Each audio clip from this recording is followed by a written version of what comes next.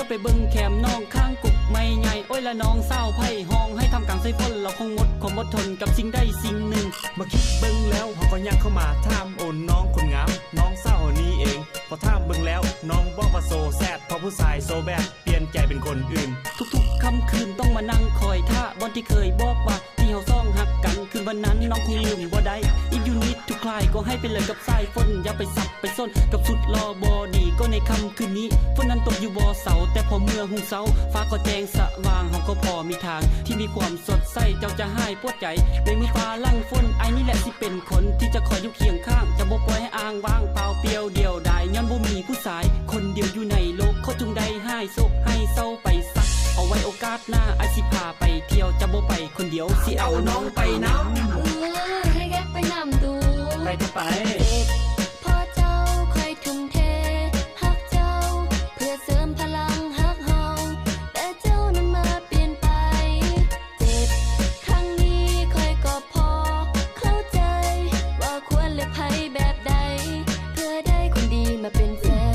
นเดือนมังกรอากาศบ่ร้อนอย่างที่คิดเพราะมันเย็นสนิทเน่าจิตเน่าใจไอ้สิพาน้องไปเลาะลิ้นนำซองไปกันซ่องไอ้น้องเที่ยวทำจังโอ้ยมีฮอตฝรั่งเที่ยวลิ้นยังเพลินใจแต่พอเลี้ยวขึ้นไปแง่นมองสมป่าโอ้ยนั่นแฟนน้องเฮานี่ว่ามาพร้อมกับผู้สาวเบื้องหน้าก็เข้าหุ่นงามและเซ็กซี่ถ้าน้องเห็นคราวนี้คงจะซ้ำเต็มทีบ่ดี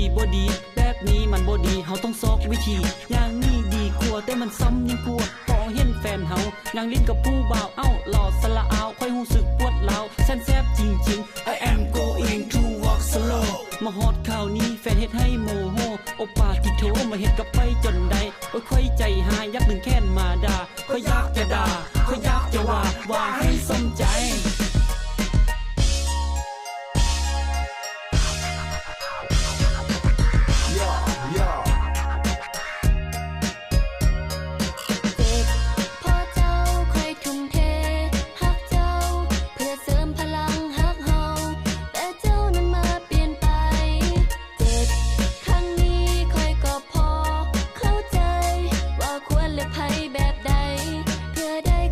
มาเป็นแฟ